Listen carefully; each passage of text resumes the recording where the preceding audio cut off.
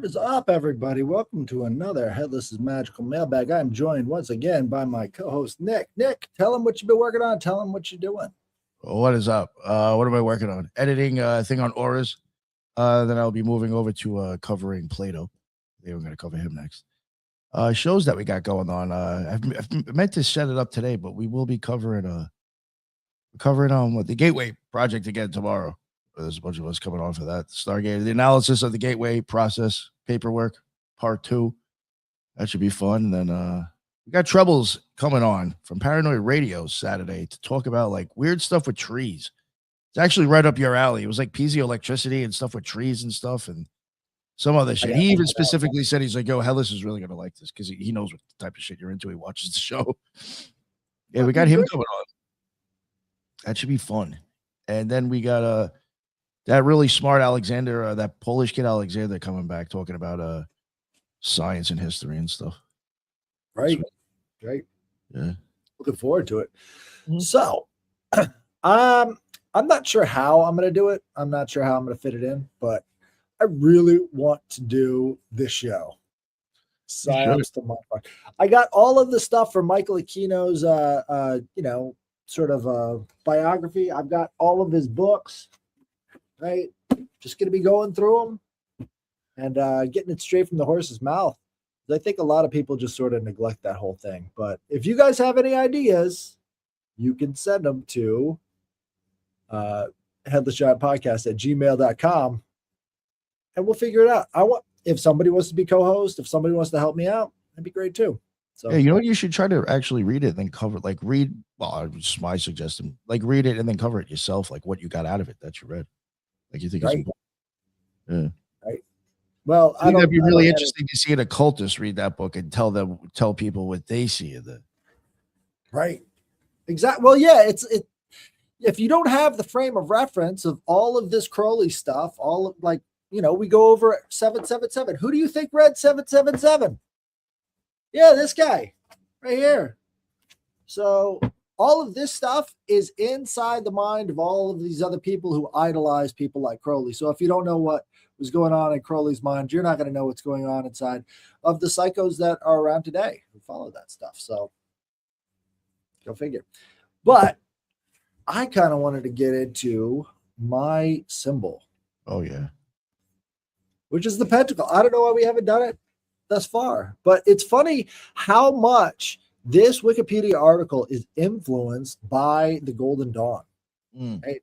So right off the bat, it's like also pronounced Panticle and Thelema, right? Following Aleister Crowley. Did Crowley invent this? No. Come on, give me a break. And again, it's like it all goes back to Crowley on this page. It doesn't make any sense. Like they should be going over the historical roots. They should be talking about Pythagoras. They should be talking about all this other stuff.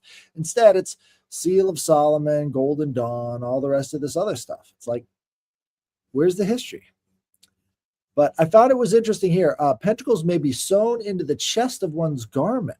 Have you ever seen anybody do that as some kind of a ritual? I think it may actually go on like maybe like I don't know if Golden Dawn possibly might actually put that on their shit at some point. Well, it seems like for specific orders, but nothing that I've ever done did I ever like need that. If anything, it was just a pentacle on my altar. Right. You know, I wasn't putting it on myself. Yeah, like a hooded, not caped, but a hooded cloak with with the pentacle right on the chest. Yeah, I have seen that. I think that might be Golden Dawn, actually. Let me see. Well, could be. Again, like all of this stuff is Golden Dawn. Golden Dawn. Like, are other magical orders using this? Apparently, Wicca. They mention it down here at the bottom. Then again, Golden Dawn might be the hexagram. Actually, it might be completely. Yeah. Again, Golden Dawn is so much more into the hexagram than the pentacle. Yeah, I don't know. Yeah. But whoever was writing this one had Golden Dawn on the brain. Clearly. But the first documents to depict pentacles were the 16th century grimoire called the Heptameron by Pseudo Petro Abano. I haven't read that one yet. I got to read that one. Key of Solomon and the Heptameron. There is only one pentacle, while the Key of Solomon, there are dozens of different pentacles. Heptameron is a hexagram that it is. See, again, they're doing this. They're screwing it up. Like, define what a pentagram is. Just define what a pentacle is, and they're using this fluid definition, right? Is pentacle, does that have to do with the actual 5 points of the star or not? Because pentacle sounds like all of the shapes fitting within that, but it's just very messy. I don't know why people haven't tried to clean this up. I mean, magically speaking, it's very clear what it represents. This is the sign of the earth, right? Gerald Gardner, known by some as the father of Wicca, got his concept of pentacles largely from the 1908-09 Smith Tarot deck, in which the pentacles are discs that are covered with a pentagram. In Gardner's 1949 book, High Magic's Aid, 1954 book, Witchcraft Today, Gardner defined pentacle as a 5-pointed star intended to mean a pentagram. In 1959 book, The Meaning of Witchcraft, Gardner defined the pentacle as a synonym of pentagram.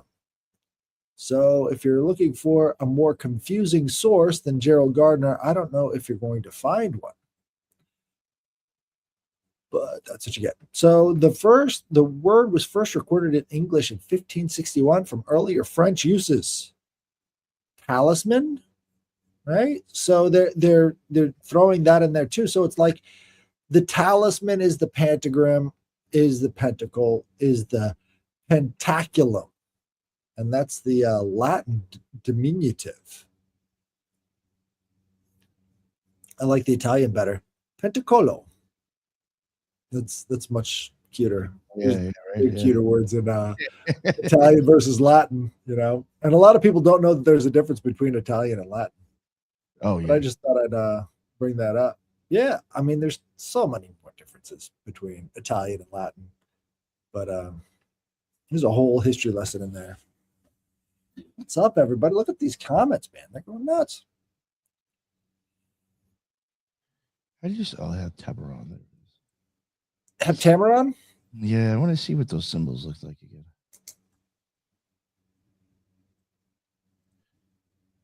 Tabaron sigils.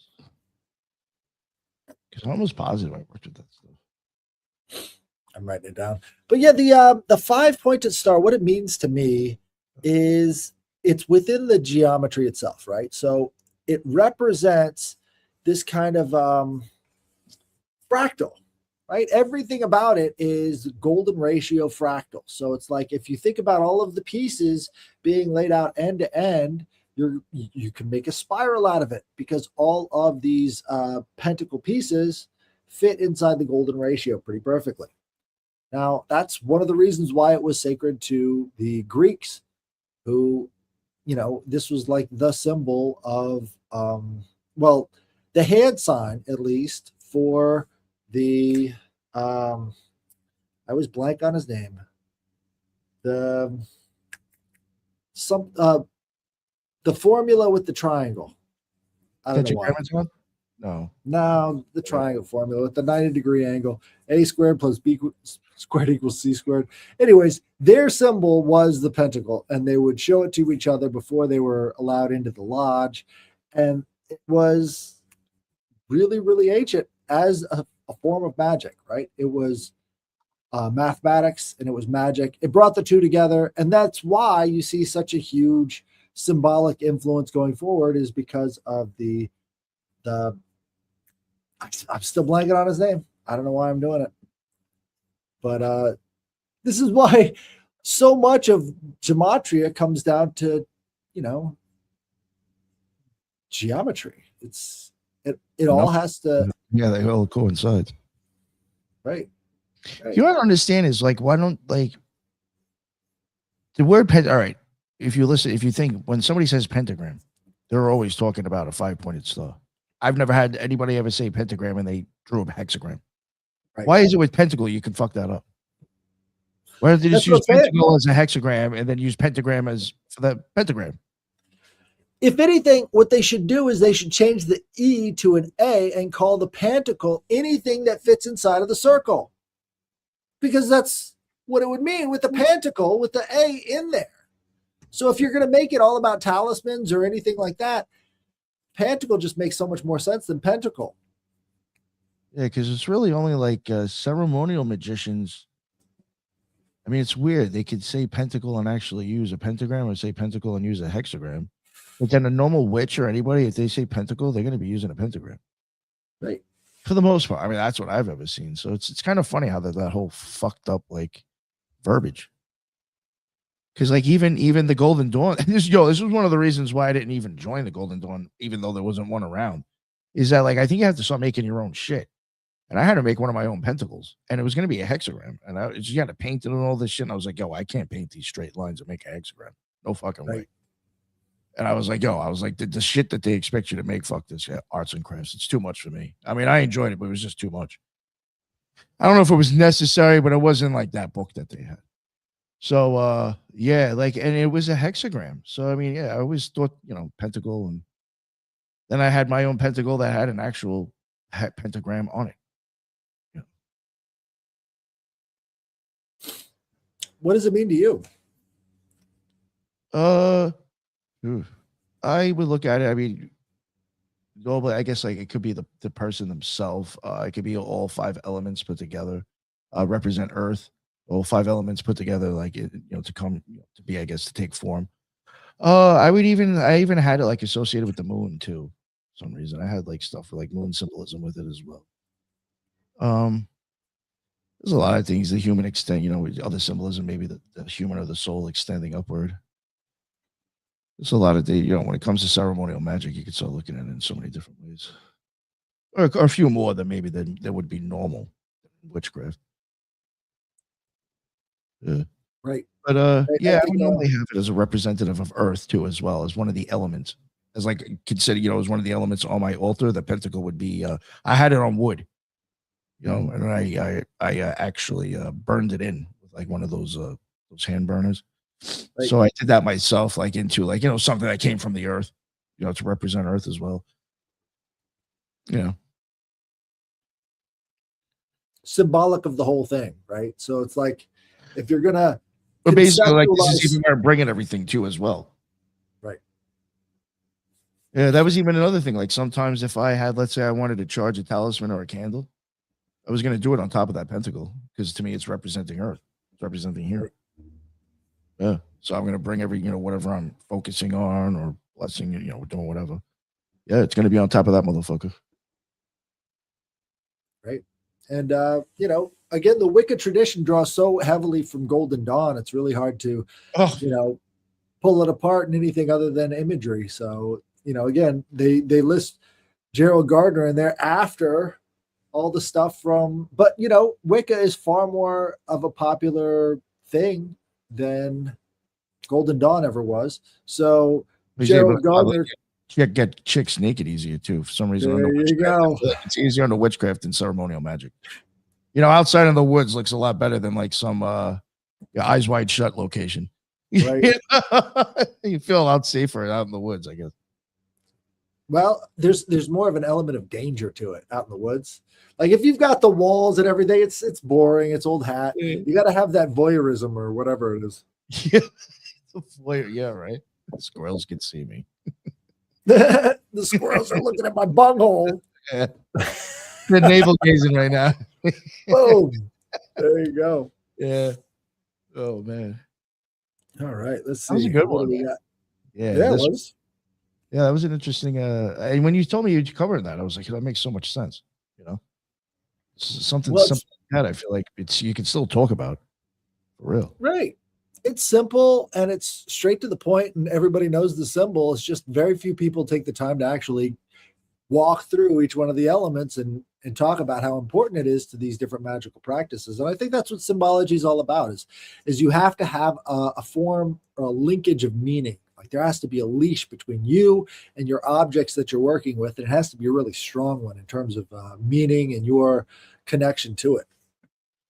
I would say if some people are really interested in it from the point of like ceremonial magic, look into Elvis Levi's like kind of stuff that he says about the pentagram too. It's kind of interesting. Some people do think that he might have kind of inspired the pentagram ritual that is known to be used by the Golden Dawn and OTO. I don't know how truthful that is, but there is, theories on that. So, I would, if you're interested, you can go check out his opinion on stuff too. I got what do I got here? Yeah, let me pull up my notes here, so let me make sure oh yeah, and you already pulled up the visual. Thank you so much. You're We welcome. got the Haitian sun discs of Alaka Hayuk. Alaka Hayuk. No, Alaka Hoyuk. My bad. Hoyuk. Hoyuk. And this is a flat bronze disc and rings latticed with crosses and triangles. Their rims sprouting tiny birds. Beneath the metal flares into curved horns as if a yoke were waiting. Above, you get a crown of radiating nubs, and perched creatures turns into a small cosmos. On some, you also get a stag that stands between two bulls. On others, the animals prowl the rim while the center holds a tight grid like a net for the sky. These are the ones I'm showing here. These are the Alaka ones. It's like their standards. They're called Haitian sun discs, and they're grave goods from royal tombs of the early Bronze Age, around 22nd to 20th century BCE. Fucking old. And the age of the Haitian centuries before the rise of the Hittite Empire. What exactly are they? Archaeologists kind of have two different opinions or two different ideas for these things. One of them, what are they exactly? Animal standards: freestanding deers or bulls on four little feet that converge into a mount. And then it's a disc ring, a circular, semicircular, or composite frames filled with open work grills and ringlets, decorated with birds, flower-like rays, and frequently topped or flanked by horns. Animals recur on these discs too. You get stags, bulls, sometimes lions or panthers. And normally beasts going around the sun of metal. And then again, where did you find these things between 1935 and 1939? Hamit Kosei and Ramsey Arik excavated 14 princely tombs at Alaka, and the graves yielded rich, got these things. And they found them then. That's when they finally did. So, I mean, these things actually, technically, I mean, they're old and they are only known to us less than 100 years old. It's kind of I would consider that somewhat of a fairly new find to an extent of old shit. I mean, I know it's not something from the 80s or whatever, but still, I think that's kind of somewhat newish shit to find. The nickname, what were they used for? What do they think that they were used for? The classic interpretation comes from James Millart. So he's the one who set the standards here. Sees the standards as a wagon or chariot fittings mounted near the yoke or drawbar, probably in pairs, to crown the team that drew the ceremonial cart. Near East Caucasus parallels, like around Ur-Kish, also show ringed fittings for reins and wagon fronts. The Alaka graves with their paired bull remains reinforce the vehicle reading. Yeah, so they actually do think these things might have been on shit. I guess ornaments, kind of car ornaments are actually used. Right, they'd put them on the front of the chariots and stuff. Yeah, because the back's the business end. That's the side that you want everybody looking at. So it's interesting. Yeah, and then they have alternate ideas. A minority of scholars have proposed sistrum-like instruments. That's interesting. Yeah. For some Horosti bronzes with moving parts. But for the Alaka set, they still think they still believe the same thing as the other guys. Yeah, but for different ones, they do think it might be for a musical instrument. The sistrum, if people know it, that was something that's associated with Hathor as well. It kind of it almost looks like an ankh. It's going to sound silly, but I've seen people make them this way. It'll look like an ankh, and then you'll have something in the middle, and you'll put they put bottle caps in there, and you would shake it, it would make a baby rattle sound. But you'll find these little things that look like ankhs and have these metal discs that are on some sort of thing to shake it. Right. Yeah, that's a common practice when it comes to Isis worship. You could see them holding the sistrums in all the ancient temples and stuff. But I think you said Haitian. Yeah. And you meant Hittite. Oh, yeah. Did I? No, it says Haitian. Yeah. The Haitian sun discs of maybe I fucked up Hittite. because it Yeah, does say because they're talking about Middle East. Pistachio was talking about it in the chat. But yeah, Hittite, that makes sense. I was looking up the designs of the ground Vive from Voodoo, and actually there's a ton of similarities in the style, right? You got these X's and but this is I is did fuck Voodoo. that up. That's not it. Wow, holy fuck, I'm stoned. My bad. But it's Thank you. funny though. Look, Yeah. you got the same kind of designs, and the Voodoo was very heavily influenced by a lot of the what was it called? Well, put that stuff back up. That looked like a lot of the shit that was in sorry. There was tons of stuff like that was in Serpent in the Rainbow. That's right. Yeah, that's That what shit was all over thinking. the walls. You remember that? Right. And underneath all of the drums, you have to have the right designs poured out for the right kind of drum. So they've got the entire space set up according with these designs. So this actually kind of goes back to Pentacles. Like there are different ways of drawing out the designs that they use for the different types of cosmos, and this would be one of those ways. I think they're using brick dust and salt to get these designs, but I could be wrong. Really tight lines when they do it too. That design on there almost even looks a little bit like that rod, that V rod I showed last week. Right. Remember the things that even Eros, I think, noticed at the top, those things that looked like acorns or whatever size, some are different than the others. This shit almost has like this thing on it, man. This is weird. It's very interesting. There's a ton of crossover between Hittite art and Haitian art. So strangely enough, if it sounds alike, it is alike. How much you would have bet that they were doing all sorts of crazy possession rituals back then too? I think that was the norm back then, to be honest. Like what we think of as church, that was weird. Back then, it was the norm to have people, possessed by spirits and speaking in tongues and all the rest of this stuff. So do you think these could have been toppers for like staffs? Because like that's what I see. I see these going on top of staffs. But I would even say maybe headdresses. Could be that too. Yeah. I could definitely see that one bottom on the bottom left for a staff for sure. We need to bring back the ostentatious staffs. Oh, wow. Oh, I still have more. I think I still have a few more things to say about this shit. So, okay. All right. Where did I leave off? Oh, fuck. The imagery. The sun disk. Why is sun disk? The nickname comes from the radiating projections in the heavenly geometry of some pieces. The Ankara University official note describes the disk as a bronze standard about 4,205 years ago in religious or other ceremonies, likely mounted and processional. Hence the course of the sun, reading the modern Turks embraced as a cultural emblem. The imagery, again, it has a circle and a ring and lattice and cosmic frame, order imposed on space. Sometimes have rays, birds, and knobs. Outbound vitality. Many discs carry small birds along the rim. You got horns at the base. Sometimes they say that could be, echo yolks and bovine power. Sometimes they splay like a crescent beneath the disc. You get a stag and two bulls, a persistent trio. You get that a lot.